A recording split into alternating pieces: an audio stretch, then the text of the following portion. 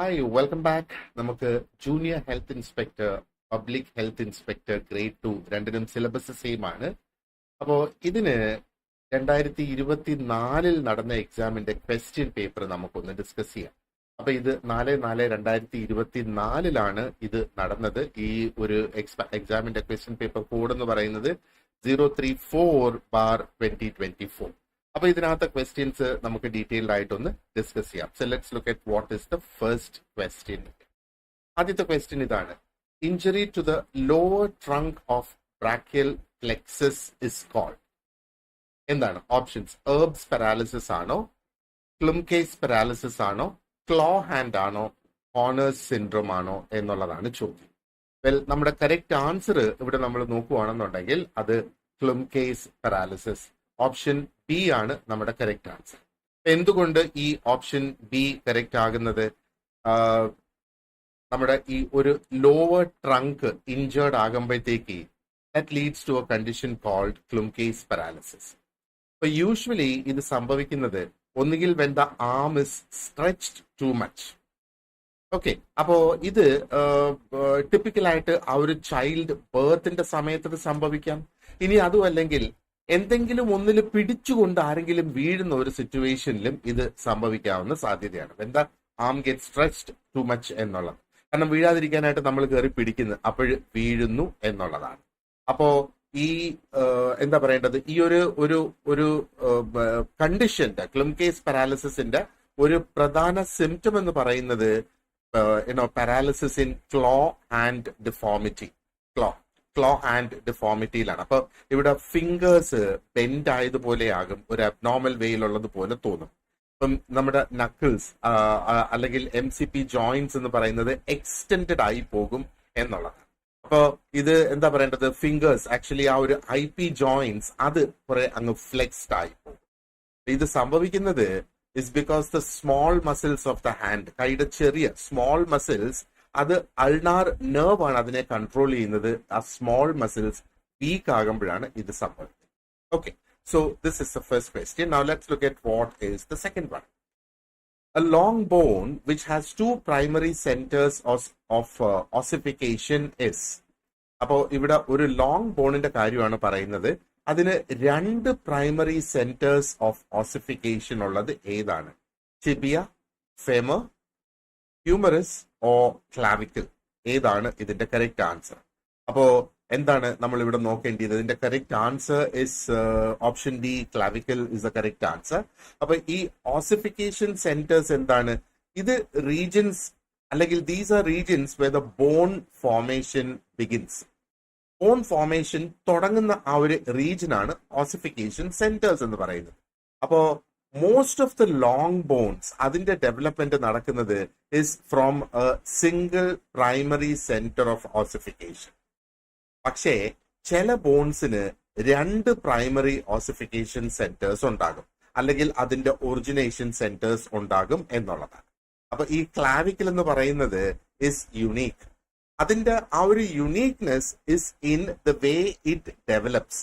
ഇത് രണ്ട് primary centres of ഓസിഫിക്കേഷനിൽ നിന്ന് ഇത് ഡെവലപ്പ് ചെയ്യുന്നു. And this appears early in the foetus life. Okay, ആ ഒരു ഫീറ്റസിന്റെ ആ ഒരു ഏജിൽ ഇരിക്കുമ്പോൾ തന്നെ വളരെ ഏർലി ആയിട്ട് തന്നെ ഇത് നടക്കുന്നു എന്നുള്ളതാണ്. Right, so clavicle is a right answer here. അടുത്തത് ക്വസ്റ്റ്യൻ നമ്പർ 3. ആന്റീരിയർ, ഇന്റീരിയർ വെർണക്കുലർ. അപ്പം ആന്റീരിയർ ആയിട്ടുള്ള ഇന്റീരിയർ വെർണക്കുലർ artery is a branch of. Option A right coronary artery ആണോ, ലെഫ്റ്റ് കൊറോണറി ആർട്ടറി ആണോ, അയോട്ടിക് ആർട്ടറി ആർച്ച് ആണോ, അതോ ടെർമിനൽ ആർട്ടറി ആണ്? എന്താണ് ഇതിന്റെ കറക്റ്റ് ആൻസർ എന്നുള്ളത്? അപ്പൊ ഇതിന്റെ correct answer option B, left coronary artery ആണ് നമ്മുടെ കറക്റ്റ് ആൻസർ. അപ്പൊ ഇവിടെ AIVA, ഐവ അല്ലെങ്കിൽ ആന്റീരിയർ ഇന്റർ വെർണക്കുലർ artery, it is also called as the left anterior descending artery. അങ്ങനെയോ അതിനെ വിളിക്കുന്നുണ്ട്. LAD, left anterior descending artery എന്നും പറയും. അപ്പോ ഇത് ആ ഒരു ലെഫ്റ്റ് കൊറോണർ ആർട്ടറിയുടെ ഒരു മേജർ ബ്രാഞ്ച് ആണെന്ന് നമുക്ക് പറയാം, അല്ലെങ്കിൽ അങ്ങനെയാണ് അത് സ്ഥിരീകരിച്ചിട്ടുള്ളത്. And it runs along the anterior inter വെർണക്കുലർ ഗ്രൂവ്. എന്തിനു വേണ്ടിയിട്ടാണ്? to supply blood to the anterior part of the left ventricle. Okay, അപ്പം anterior 2/3 of the intraventricular septum and also part of the right ventricle. അപ്പം ഇത്രയും ഭാഗങ്ങളിലേക്ക് ഇത് blood supply ചെയ്യുന്നുണ്ട് എന്നുള്ളത്. അപ്പൊ ഈ ഒരു ലെഫ്റ്റ് കൊറോണറി ആർട്ടറി അല്ലെങ്കിൽ LCA actually arises from the left aortic sinus. അവിടെ നിന്ന് സ്റ്റാർട്ട് ചെയ്ത് അത് ബൈഫക്കേറ്റ് ചെയ്ത് it goes into anterior interventricular artery LAD. Okay, so അങ്ങനെയാണ് ലെഫ്റ്റ് കൊറോണറി ആർട്ടറി നമ്മുടെ റൈറ്റ് ആൻസർ ആയിട്ട് മാറുന്നത്. Now let us look at question number 4. Commonest source of extradural hemorrhage is. അപ്പോൾ ഏറ്റവും കോമൺ ആയിട്ടുള്ള സോഴ്സ് ഓഫ് എക്സ്ട്രാഡ്യൂറൽ ഹെമറേജ് എന്താണ്? Middle cerebral artery ആണോ, anterior cerebral artery ആണോ, മിഡിൽ മെനിഞ്ചിയൽ ആർട്ടറി ആണോ, അതോ മാക്സിലറി ആർട്ടറി ആണോ? അപ്പം എന്താണ് നമ്മുടെ ആൻസർ ഇവിടെ? നമ്മുടെ answer is the middle cerebral middle meningeal artery, option C. Middle meningeal artery ആണ് നമ്മുടെ correct answer. Let us see എങ്ങനെയാണ് ഈ ഒരു കറക്റ്റ് ആൻസറിൽ എത്തുന്നതാണ്. മനുഷ്യന്റെ തലയ്ക്ക് അല്ലെങ്കിൽ തലയിൽ വളരെ ഫോഴ്സോട് കൂടിയ ഒരു അടി കിട്ടുന്ന സമയത്ത് അല്ലെങ്കിൽ ഒരു ഹെഡ് ഇഞ്ചുറി ഉണ്ടാകുന്ന സമയത്താണ് ഈ എക്സ്ട്രാഡ്യൂറൽ അല്ലെങ്കിൽ എപ്പിഡ്യൂറൽ ഹെമറേജ് സംഭവിക്കുന്നത്. ഇതെങ്ങനെയാണ് സംഭവിക്കുന്നത്? when blood collects between the skull and the outermost layer of the brain. Outermost layer of the ബ്രെയിനെ ഡ്യൂറാമാറ്റർ എന്നാണ് പറയുന്നത് അല്ലേ? അപ്പം സ്കള്ളിനും ഡ്യൂറാമാറ്ററിന്റെയും ഇടയിൽ ബ്ലഡ് കളക്ട് ആകുമ്പോഴാണ് ഈ ഒരു കണ്ടീഷനിലേക്ക് പോകുന്നത്. അപ്പോ അതിന്റെ ഏറ്റവും മോസ്റ്റ് കോമൺ കോസ് എന്ന് പറയുന്നത്, അതായത് ഈ ഒരു ബ്ലീഡിങ്ങിൻ്റെത് is damage to the middle meningeal artery. ആ ഒരു ഡാമേജ് വരുന്നത് കൊണ്ടാണ് ഈ ഒരു ബ്ലീഡിങ് സംഭവിക്കുന്നത്. അപ്പോൾ what is this artery? This is a blood vessel that supplies the coverings of the brain. ബ്രെയിനിന്റെ കവറിങ്സിന് ബ്ലഡ് വെസൽസ് ബ്ലഡ് സപ്ലൈ ചെയ്യുന്ന ഒരു വെസലാണിത്. That is why. അപ്പൊ ഈ ആർട്ടറിയുടെ ലൊക്കേഷൻ എന്ന് പറയുന്നത് is actually near a weak part of the skull. സ്കളിന്റെ ഒരു വീക്ക് പാർട്ടിലാണ് എന്താ പറയേണ്ടത്, ഇതിന്റെ പൊസിഷൻ അല്ലെങ്കിൽ ഇതിന്റെ ലൊക്കേഷൻ എന്ന് പറയുന്നത്. And this is called the pterion, PTERION, pterion. And ഇത് വീക്ക് ആയതുകൊണ്ട് that can easily break during an injury. അങ്ങനെയാണ് ഈ ഒരു എന്താ പറയേണ്ടത് ടയർ ആൻഡ് ബ്ലീഡ് സംഭവിക്കുന്നത് for the artery. Okay, let's look at number 5. Conversion of polypeptides to various amino acids is by the action of. അപ്പോ എങ്ങനെയാണ് എന്താ പറയേണ്ടത് ഈ പോളിപെപ്റ്റൈഡ്സ് പലതരം അമിനോ ആസിഡ്സ് ആയിട്ട് കൺവേർട്ട് ആകുന്നത്? അപ്പോൾ അത് എന്തിന്റെ ആക്ഷൻ മൂലമാണ് എന്നുള്ളതാണ് ചോദ്യം. അപ്പോൾ നമുക്ക് എന്താ പറയണ്ടേ, ഓപ്ഷൻസിൽ എന്തൊക്കെയാണ് നമുക്ക് ഈ ഒരു ചോദ്യത്തിനുള്ളത്? ട്രിപ്സിൻ ഉണ്ട്, എറിപ്സിൻ ഉണ്ട്, എൻറ്ററോകൈനേസ് ഉണ്ട്, ഇൻവേർട്ടേസ് ഉണ്ട്. ഇതാണ് നമ്മുടെ 4 ഓപ്ഷൻസ് എന്ന് പറയുന്നത്. നമ്മുടെ കറക്റ്റ് ആൻസർ ഇവിടെ ഇസ് ഓപ്ഷൻ ബി, എറിപ്സിൻ. ഇതാണ് ഇതിന്റെ കറക്റ്റ് ആൻസർ. അപ്പോൾ പ്രോട്ടീൻ ഡൈജഷൻ മൾട്ടിപ്പിൾ സ്റ്റേജസിലാണ് നടക്കുന്നത്. ഇത് ഓൾറെഡി നമുക്കറിയാം അല്ലെ? ആൻഡ് ഇതിനകത്ത് പല എൻസൈംസിന്റെ പ്രവർത്തനവും നടക്കുന്നു. അപ്പോ ഈ ട്രിപ്സിനും കൈമോട്രിപ്സിനും അതെന്താണ് ചെയ്യുന്നത്? They break down large polypeptides into smaller peptides. എന്നിട്ട് ആ ഒരു പ്രോട്ടീൻ ഡൈജഷന്റെ ഫൈനൽ സ്റ്റേജ് എന്ന് പറയുന്നത് peptides are again broken down into individual amino acids. അപ്പൊ ഈ ഒരു പ്രോസസ്, അപ്പൊ ഈ ഇൻഡിവിജ്വൽ അമിനോ ആസിഡ്സ് ആയി മാറുന്ന ഈ ഒരു പ്രോസസ്സിന്റെ കാറ്റലിസിസ് നടക്കുന്നത് ഇസ് ബൈ എറിപ്സിൻ. അങ്ങനെയാണ് നമ്മുടെ ഈ ഓപ്ഷൻ ബി നമ്മുടെ കറക്റ്റ് ആൻസർ ആകുന്നത്. Now erepsin is also called peptidase അല്ലെങ്കിൽ എക്സോപെപ്റ്റിഡേസ് എന്നൊക്കെയുള്ള പേരുകളും ഇതിനുണ്ട് എന്നുള്ളതാണ്. അപ്പം what is erepsin? This is a group of proteolytic enzymes. Okay, and എവിടെയാണ് അത്? സ്മോൾ ഇൻറ്റസ്റ്റൈൻസിലാണ് അത് പ്രസന്റ് ആയിട്ടുള്ളത്. ആൻഡ് ദീസ് ആക്ച്വലി ഹൈഡ്രോലൈസിസ് ആണ് ഇവിടെ നടക്കുന്നത്. അപ്പൊ they hydrolyse peptides into free amino acids. അങ്ങനെ ആകുമ്പോഴാണ് അത് ഈസി ആയിട്ട് ആ ഒരു ബ്ലഡ് സ്ട്രീമിലേക്ക് അബ്സോർബ് ചെയ്യപ്പെടുന്നത് എന്നുള്ളതാണ്. അതിന്റെ അടുത്തത് നമുക്ക് 6ാമത്തെ ചോദ്യത്തിലേക്ക് കിടക്കാം. 6th question is, The membrane covering the apex of lungs is known as what? എന്താണ്? അപ്പോൾ ഈ ലങ്സിന്റെ അപ്പെക്സ് എന്ന് പറയുന്നത് എന്താണ്? The topmost part of the lung ആണ് apex of the lung എന്ന് പറയുന്നത്. And this is covered by a special membrane. ഈ സ്പെഷ്യൽ മെംബ്രെയിന്റെ പേരാണ് സിബ്സൺസ് ഫാഷ്യ. ഓപ്ഷൻ എ ആണ് നമ്മുടെ കറക്റ്റ് ആൻസർ ഇത്. ഓക്കെ, അപ്പൊ ഈ സിബ്സൺസ് ഫാഷ്യ അതിന് മറ്റൊരു പേരും കൂടി ഉണ്ട്. It is also known as the suprapleural membrane. Suprapleural membrane എന്നുള്ളത്. അപ്പൊ ഈ ഒരു മെംബ്രെയിൻ എന്ന് പറയുന്നത് ഇത് വളരെ ടഫ് ആയിട്ടുള്ള ഒരു ലെയർ ആണ്. And this actually comes from the deep cervical fascia. ഈ ഡീപ് സെർവിക്കൽ ഫാഷ്യ എന്ന് പറയുന്നത് ഒരു കണക്റ്റീവ് ടിഷ്യൂ ആണ്, നമ്മുടെ നെക്കിലുള്ള ഒരു കണക്റ്റീവ് ടിഷ്യൂ ആണ്. അപ്പൊ ഇതിന്റെ പ്രധാന പണി എന്ന് പറയുന്നത് is to give extra support to the pleura. Pleura എന്ന് പറയുന്നത് ആ ഒരു ലങ്സിന്റെ ഔട്ടർ കവറിംഗ് ആണ്. ആൻഡ് ഈ ഒരു എക്സ്ട്രാ സപ്പോർട്ട് കൊണ്ട് എന്താ പറയേണ്ടത്, it is able to prevent the pleural cavity from collapsing. അതായത് നമ്മൾ ബ്രീത് ചെയ്യുന്ന സമയത്ത് ആ ഒരു ക്യാവിറ്റി കൊളാപ്സ് ആകരുതല്ലോ, അതിനെ പ്രിവെന്റ് ചെയ്യുന്നു. So the correct answer is option A, Sibson's fascia. Okay, now let us look at question number 7. So here we go. Number 7 ഇതാണ്. Cerebral ventricle which lies between the thalami is. എന്താണ്, ഏതാണ് ആ ഒരു cerebral ventricle that lies between the thalami? ഇത് lateral ventricle ആണോ, third ventricle ആണോ, fourth ventricle ആണോ, അതോ none of the above ആണോ നമ്മുടെ കറക്റ്റ് ആൻസർ? ശരിക്കും ഓപ്ഷൻ ബി, തേർഡ് വെൻട്രിക്കിൾ ആണ് നമ്മുടെ കറക്റ്റ് ആൻസർ ഇവിടെ. അപ്പൊ ഈ തേർഡ് വെൻട്രിക്കിൾ എന്ന് പറയുന്നത് ഒരു ചെറിയ ഒരു നാരോ സ്പേസ് ആണ്. And this is in the brain that lies in between the two thalami. Okay, അപ്പോ ഇത് വെൻട്രിക്കുലർ സിസ്റ്റത്തിന്റെ ഒരു ഭാഗമാണ്. And this produces and circulates CSF, അതായത് സെറിബ്രോസ്പൈനൽ ഫ്ലൂയിഡ്. ഓക്കെ, ആൻഡ് എന്തിനു വേണ്ടിയിട്ടാണ് ഈ ഒരു ഫ്ലൂയിഡ് ജനറേറ്റ് ചെയ്യുന്നത്? To protect and nourish the brain എന്നുള്ളത്. അപ്പൊ ഈ ഒരു വെൻട്രിക്കിൾസിന്റെ അറേഞ്ച്മെന്റ് നമ്മൾ നോക്കുകയാണെന്നുണ്ടെങ്കിൽ, ലാറ്ററൽ വെൻട്രിക്കിൾസ് എന്ന് പറയുന്നത് these are found in the cerebral hemispheres. Cerebral hemispheres എന്താണ്? The large outer parts of the brain, അതാണ് സെറിബ്രൽ ഹെമിസ്ഫിയേഴ്സ് എന്ന് പറയുന്നത്. ഈ തേർഡ് വെൻട്രിക്കിൾ എന്ന് പറയുന്നത് is in the middle of the brain. അപ്പോ എന്താ പറയേണ്ടത്? It is in between the thalami. And fourth ventricle എന്ന് പറയുന്നത് is located in between the cerebellum and the brain stem. The cerebellum ആണ് the part of the brain that controls our balance. നമ്മുടെ balance control ചെയ്യുന്ന ആ ഒരു പാർട്ടാണ് cerebellum. അപ്പോ ഈ ഒരു third ventricle is the one that lies in between the thalami. So the correct answer is option B, third ventricle എന്നാണ്. Now let's move on to the next one, question number 8. Alright, so ഇത് actually final ആൻസർക്ക് വന്ന സമയത്ത് delete ചെയ്ത question ആണ് ഈ question number 8 എന്ന് പറയുന്നത്.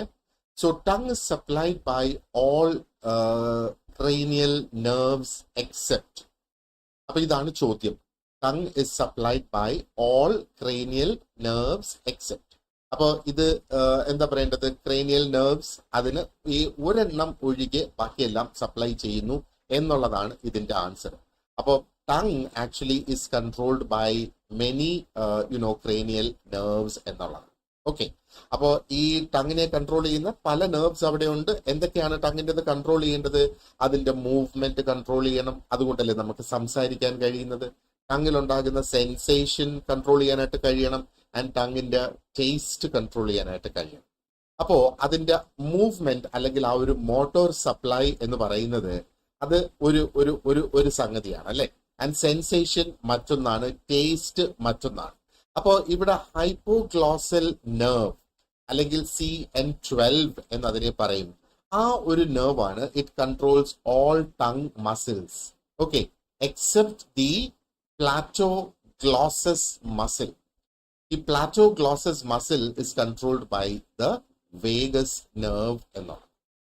Okay, അപ്പൊ sensation, feeling in the tongue, ആ ഒരു സെൻസേഷനെ കൺട്രോൾ ചെയ്യുന്നത് ട്രൈജെമിനൽ നെർവ് അല്ലെങ്കിൽ CN5 ആണ് അതിനെ കൺട്രോൾ ചെയ്യുന്നത്. അതിന്റെ ആ ഒരു എന്താ പറയേണ്ടത് ലിംഗ്വൽ ബ്രാഞ്ചിലൂടെയാണ് ആ ഒരു സെൻസേഷന്റെ കൺട്രോളിങ് നടക്കുന്നത്. അപ്പൊ ഒരു ജനറൽ സെൻസേഷൻ ലഭിക്കുന്നത് ഇസ് ബിക്കോസ് ഓഫ് ദിസ് എന്നുള്ളതാണ്.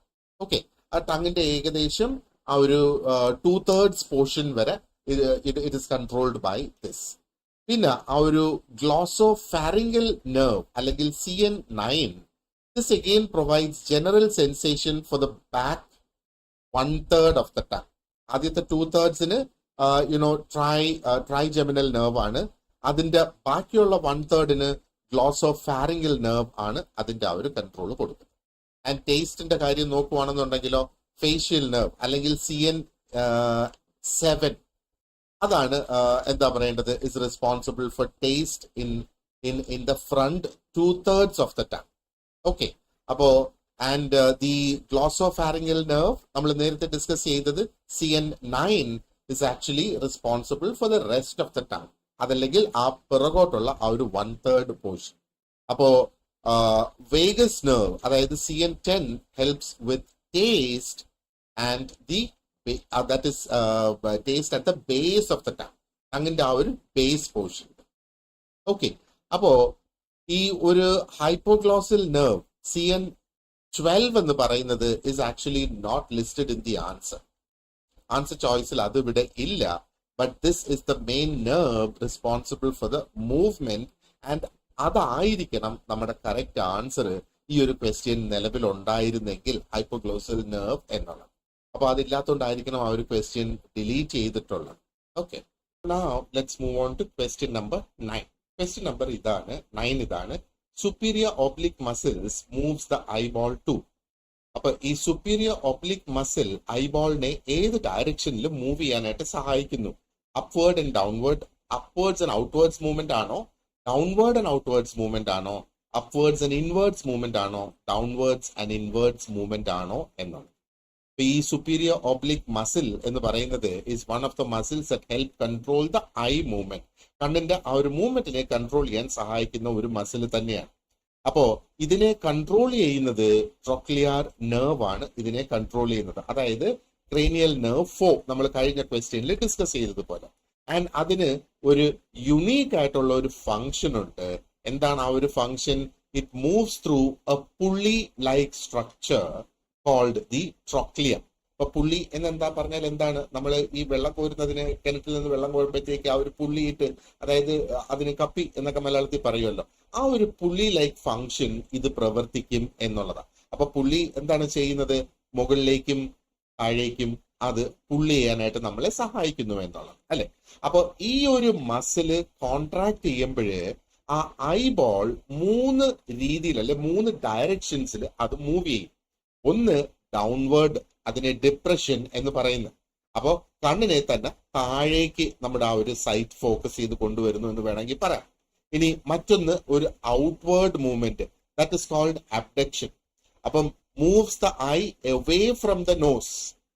അതാണ് ആ ഒരു ഔട്ട്വേർഡ്, നോസിന്റെ അവിടെ നിന്ന് മാറി അങ്ങോട്ട് പോകുന്നു എന്നുള്ളത്. And then there is the inward rotation. Inward rotation എന്ന് പറയുന്നത് is also known as intorsion. അതെന്താ ചെയ്യുന്നത്? Rotates the eye slightly inward എന്നുള്ളത്. അപ്പോ because of this the main movement of the superior oblique muscle is to move the eye downward and outward. അങ്ങനെയാണ് correct answer option B ആ downward and outward ആയിട്ട് മാറുന്നത്. Okay, so now let's move on to question number 10. So this is question number 10. Paired cartilages of the larynx are all except. അപ്പോ ഇവിടെ 3 പേഡ് ആണ്, 1 പേഡ് അല്ല. അത് പേഡ് അല്ലാത്തത് ഏത് എന്ന് ഐഡന്റിഫൈ ചെയ്യാനാണ് നമ്മളോട് ഇവിടെ ആവശ്യപ്പെട്ടേക്കുന്നത്. അപ്പൊ ലാരിങ്സ് എന്താണ്? നമ്മുടെ വോയിസ് ബോക്സ് അല്ലേ. അപ്പോ this is made up of cartilages. ഇത് എന്തിനു വേണ്ടിയിട്ടാണ്? നമ്മളെ സ്പീച്ചിനും ബ്രീതിങ്ങിനും ഹെൽപ്പ് ചെയ്യുന്നതിന് വേണ്ടിയിട്ടാണ് ഇത് കാർട്ടിലേജസ് എന്ന് വേണമെങ്കിൽ നമുക്ക് പറയാം. And this is the function. And ഈ കാർട്ടിലേജസിനെ they are divided in to paired എന്ന് പറഞ്ഞാൽ അത് 2 വീതം വരും. ആൻഡ് അൺപേഡ് എന്ന് പറഞ്ഞാൽ അത് ഓരോന്ന് വീതം അവിടെ വരുന്നു എന്നുള്ളത്. അപ്പൊ ഇവിടെ paired cartilages that comes in pairs 2 വീതം ഉള്ളത്, ഒന്ന് അരറ്റിനോയിഡ്, മറ്റൊന്ന് കോണിക്കുലേറ്റ് ആൻഡ് മറ്റൊന്ന് ക്യൂണിഫോം. ഇനി അൺപെയ്ഡ് ആയിട്ടുള്ള കാർട്ടിലേജസ് ഏതൊക്കെയാണ്? ഓൺലി 1 ഓഫ് ഈച്ച് എന്നുള്ളത് എപ്പിഗ്ലോട്ടിസ്, അതേപോലെ തൈറോയിഡ്. തൈറോയിഡിന്റെ ഒരു പ്രത്യേകത എന്താണ്? That is the largest and it forms the Adam's apple. Adam's apple എന്താ പറയുക തൈറോയിഡ് ആണ്. Okay. And then the cricoid. The cricoid forms the complete ring around the airway. ആ ഒരു എയർവേക്ക് ചുറ്റുമുള്ള ആ ഒരു കംപ്ലീറ്റ് റിംഗ് ആണ് ക്രിക്കോയിഡ് എന്ന് പറയുന്നത്. അപ്പോ ക്രിക്കോയിഡ് ഇസ് അൺപെയർഡ് അല്ലെ? അങ്ങനെ നമ്മുടെ correct answer is that option D is the correct answer. ബാക്കി മൂന്നും പെയർഡ് ആയിട്ടുള്ളതാണ്. Right. Now let's move on to question number 11. Okay, let's look at question 11. അപ്പം pulse protein is deficient in which of the following essential amino acids?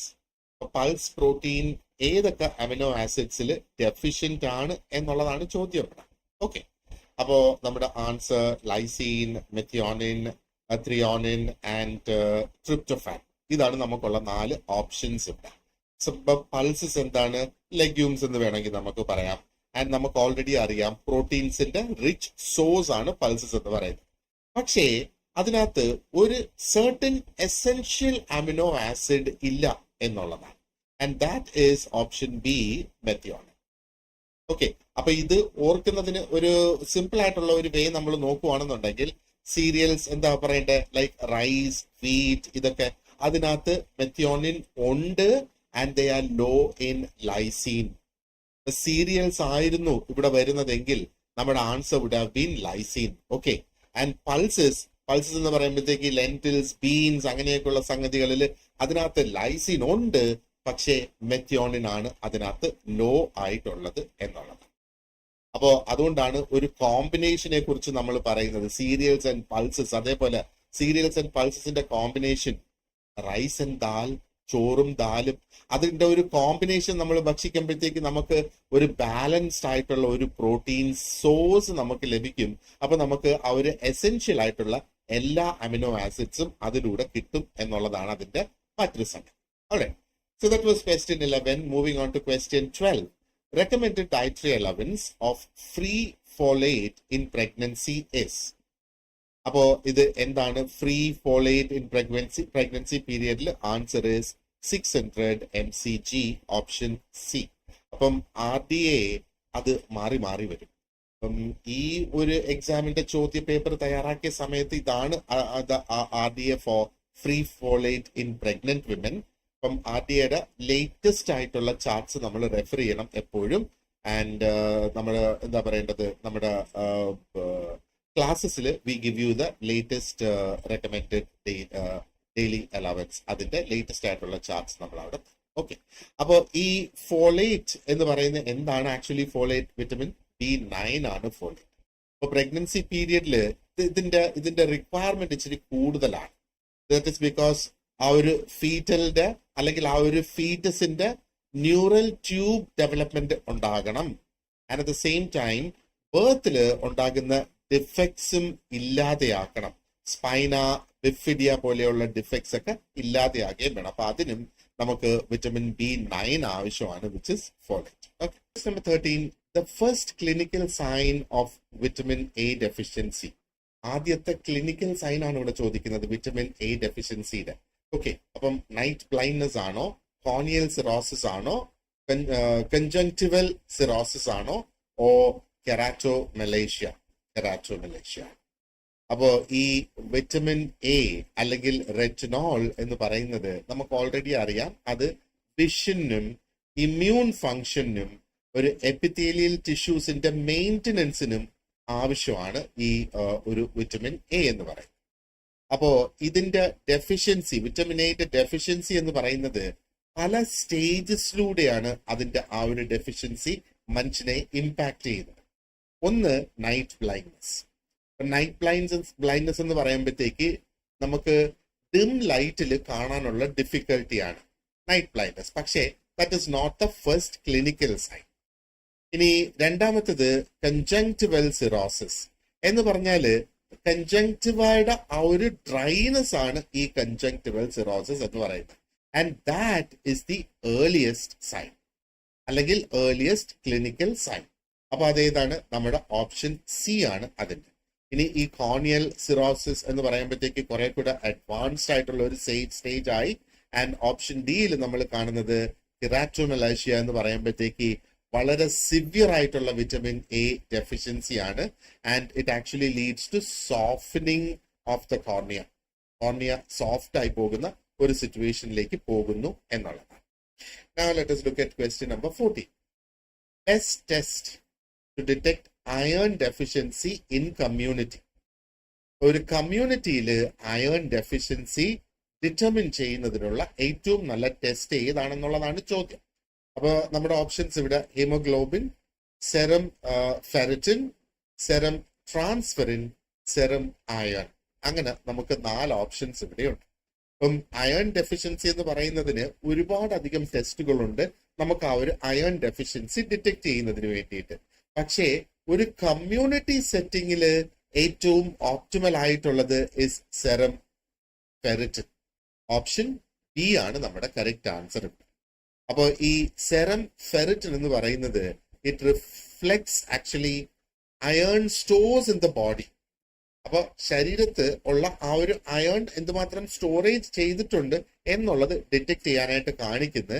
And iron ഡെഫിഷ്യൻസിയുടെ ഒരു earliest indicator ആണ്. അതുകൊണ്ടാണ് ഒരു കമ്മ്യൂണിറ്റിയെ സംബന്ധിച്ചിടത്തോളം വളരെ നേരത്തെ കൂട്ടി നമ്മൾ അത് മനസ്സിലാക്കേണ്ടത് ഒരു ആവശ്യമാണ് എന്നുള്ളതല്ലേ. അപ്പൊ ഈ ഒരു ഹീമോഗ്ലോബിൻ ലെവൽസ് എന്ന് പറയുന്നത് അത് അനീമിയ ഡിറ്റക്ട് ചെയ്യാനായിട്ട് നമുക്ക് ഉപയോഗിക്കാം, പക്ഷെ സ്പെസിഫിക് അയൺ ഡെഫിഷ്യൻസിക്ക് വേണ്ടി ഉപയോഗിക്കുന്നതല്ല. ഇനി സെറം ട്രാൻസ്ഫെറിനും സെറം അയണും ദേ ആക്ച്വലി ഫ്ലക്ച്വേറ്റ് ആൻഡ് അത് റിലയബിൾ ആയിട്ടുള്ള ഒരു ടെസ്റ്റ് അല്ല when compared to ferritin. Okay, question number 15. Ingestion of which of the following can result in ergotism? അപ്പോ ഇതിൽ ഏത് കഴിക്കുമ്പോഴാണ് ആ ഒരു എർഗോട്ടിസം ഉണ്ടാവുക എന്നുള്ളതാണ് ചോദ്യം ഇവിടെ. അപ്പം ഈ ergotism is A condition that is caused by consuming grains infected with fungus, specifically Claviceps purpurea. അതാണ് ആ ഒരു ഫംഗസിന്റെ പേര്. ആൻഡ് എന്തുകൊണ്ട് ഇതിന് ഈ എന്താ പറയണ്ടേ എർഗോട്ടിസം എന്ന് പറയുന്നത്, ഈ ഒരു fungus they produce ergot alkaloids, അതുകൊണ്ടാണ് എർഗോട്ടിസം എന്ന് പറയുന്നത്. ആൻഡ് ഇത് ടോക്സിൻസ് ആണ്. അപ്പൊ ഈ ടോക്സിൻസ് നെർവസ് സിസ്റ്റത്തിനെയും വാസ്കുലാർ സിസ്റ്റത്തിനെയും ഇത് എഫക്ട് ചെയ്യും എന്നുള്ളത്.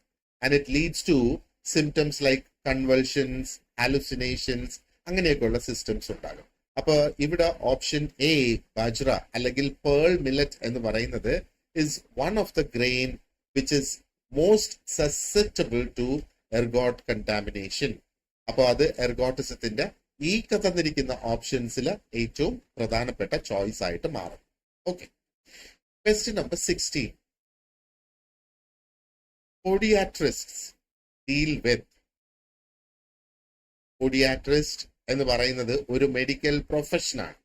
ഓക്കെ, അപ്പൊ ഈ ഒരു സ്പെഷ്യലൈസ്ഡ് ആയിട്ടുള്ള ഈ ഒരു medical profession it deals in diagnosing and treating foot related conditions. Foot, നമ്മുടെ കാൽപാദം, അത് റിലേറ്റഡ് ആയിട്ടുള്ള കണ്ടീഷൻസ്.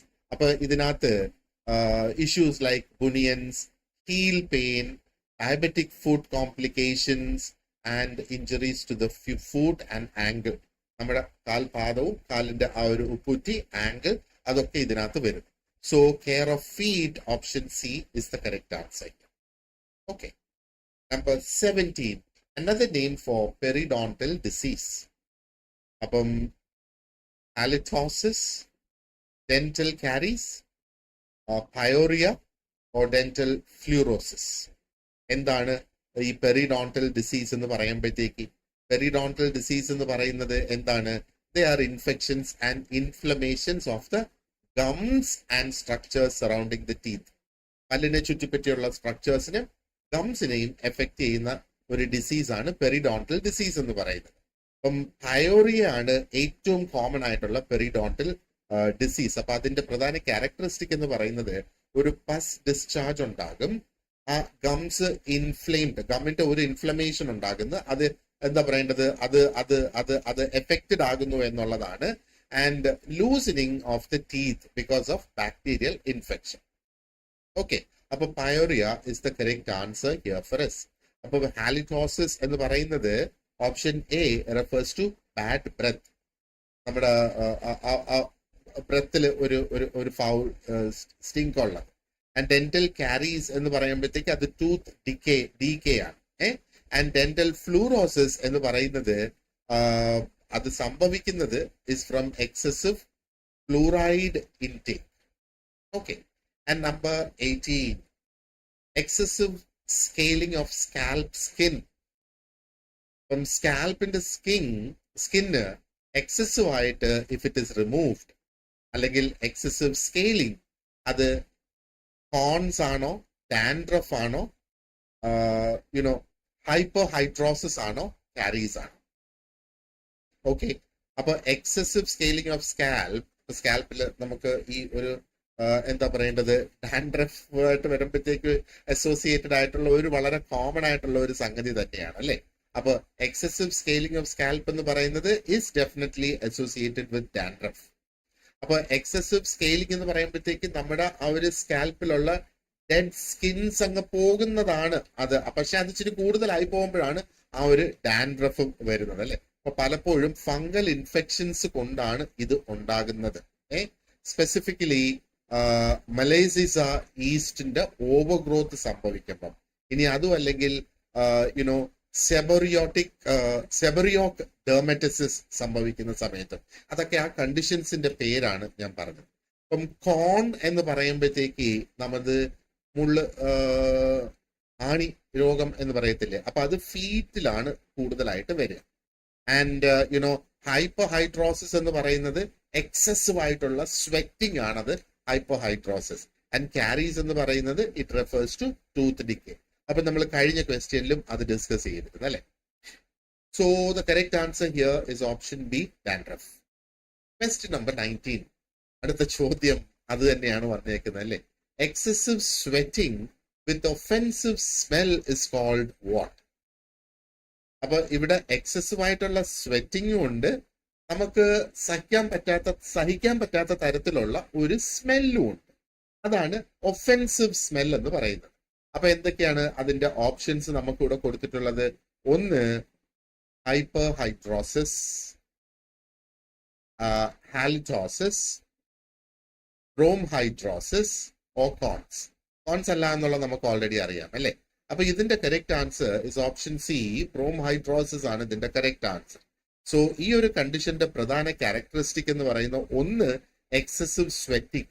അപ്പൊ എക്സസീവ് സ്വെറ്റിങ്ങിനെയാണ് ഈ ഓപ്ഷൻ എ ഹൈപ്പോഹൈഡ്രോസിസ് എന്ന് പറയുന്നത്.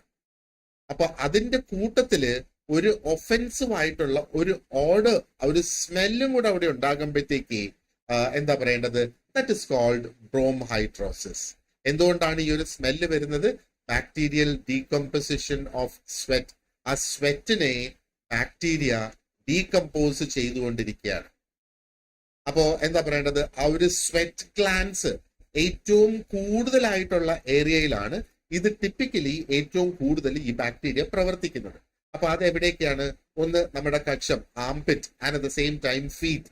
ഈ രണ്ട് ഏരിയാസിലല്ലേ നമുക്ക് ഈ ഒരു എക്സസീവ് സ്വെറ്റ് കൊണ്ടുള്ള ആ ഒരു സ്മെല്ല് വരുന്നത്. Right. Okay. So question number 20, a rough dry skin is attributed to deficiency of. അപ്പം റഫ് ആയിട്ടുള്ള ഡ്രൈ സ്കിൻ ഏത് വൈറ്റമിന്റെ ഡെഫിഷ്യൻസി കൊണ്ടാണ് വരുന്നത്? വൈറ്റമിൻ സി ആണോ, ബി കോംപ്ലെക്സ് ആണോ, എ ആണോ, കെ ആണോ എന്നുള്ളതാണ് നമ്മുടെ ആൻസർ. അപ്പം വൈറ്റമിൻ എ നമുക്ക് ഓൾറെഡി അറിയാം അല്ലെ. ഒരു ഹെൽത്തി സ്കിൻ മെയിൻറ്റെയിൻ ചെയ്യുന്നതിനും ആ ഒരു മ്യൂക്കസ് മെംബ്രെയിൻസ് ഒക്കെ ഹെൽത്തി ആയിട്ട് മെയിൻറ്റെയിൻ ചെയ്യുന്നതിന് വൈറ്റമിൻ എ നമുക്ക് ആവശ്യമാണ്. അപ്പൊ ഈ വൈറ്റമിൻ എ ഡെഫിഷ്യന്റ് ആകുമ്പോ എന്താ പറയേണ്ടത്? റഫ് ആയിട്ടുള്ള ഡ്രൈ ആയിട്ടുള്ള സ്കെയിൽസ് വരുന്നത് പോലെ. സ്കെയിൽസ് എന്ന് പറഞ്ഞാൽ എന്താണ്?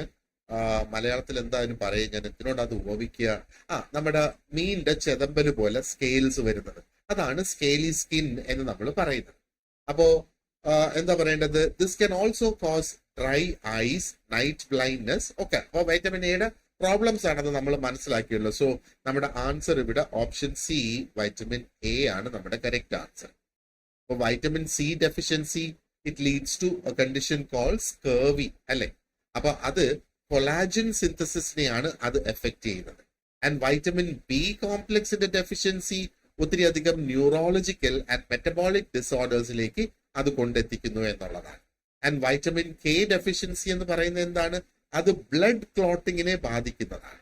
അപ്പൊ നമ്മുടെ ഇവിടുത്തെ കറക്റ്റ് ആൻസർ എന്ന് പറയുന്നത് is option C, which is vitamin A. ഓളെ, സോ അപ്പൊ നമ്മൾ 20 ക്വസ്റ്റ്യൻസ് ഇവിടെ ഡിസ്കസ് ചെയ്തിട്ടുണ്ട്. We will wind up this part of the video here. And നിങ്ങൾക്കറിയാലോ ഇനി ഒത്തിരി അധികം ദിവസങ്ങളില്ല ആ ഒരു എക്സാമിന് വേണ്ടിയിട്ട്. അപ്പൊ നമ്മുടെ ഗോൾഡ് ബാച്ചിൽ ജോയിൻ ചെയ്യാനായിട്ട് ആർക്കെങ്കിലും താല്പര്യം ഉണ്ടെന്നുണ്ടെങ്കിൽ you can get in touch with me. അപ്പൊ എന്നെ കോൺടാക്ട് ചെയ്യാനുള്ള ഡീറ്റെയിൽസ് ഞാൻ ഈ ഒരു വീഡിയോയുടെ ഡിസ്ക്രിപ്ഷൻ ബോക്സിൽ കൊടുത്തിട്ടുണ്ടാകും. നമ്മുടെ ഗോൾഡ് ബാച്ചിൽ ജോയിൻ ചെയ്യുന്നതിനോടുകൂടി you will get the complete notes.